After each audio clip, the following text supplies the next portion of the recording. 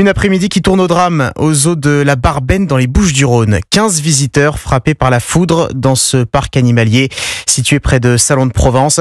Stéphane Burgat, vous êtes le correspondant d'Europe 1 dans la région. Plusieurs victimes sont prises en charge à l'hôpital. Oui, 12 personnes dont 4 enfants qui sont en urgence relative, prises en charge dans des hôpitaux voisins de Salon de Provence, Marseille-Nord et Marignane. 2 sont indemnes, mais une touriste allemande est dans un état plus sérieux, classée en urgence absolue. Ces visiteurs se trouvaient sur une zone plane du parc animalier au moment de l'impact. Pratiquement tous n'ont pas été frappés directement par la foudre, mais ils ont eu un effet flash, c'est-à-dire un foudroiement indirect, nous explique Paul Marquis, météorologue pour iMétéo Service. C'est-à-dire que si vous êtes réfugié sous un arbre, sous une structure métallique, dans une petite cabane effectivement qui n'est pas forcément très bien isolée, si la foudre tombe sur votre arbre ou la position à proximité, du coup le courant ne peut être conduit jusqu'à vous. Donc c'est un foudroiement qu'on dit ça latéral, donc ça vous touche de manière indirecte. Donc souvent c'est moins grave du coup qu'un foudroiement direct, mais néanmoins ça peut quand même blesser les personnes, comme c'était le cas aujourd'hui dans les Bouches-du-Rhône. L'orage a duré moins d'un quart d'heure sur place selon le météorologue, phénomène assez rapide et localisé qui a pris par surprise les visiteurs.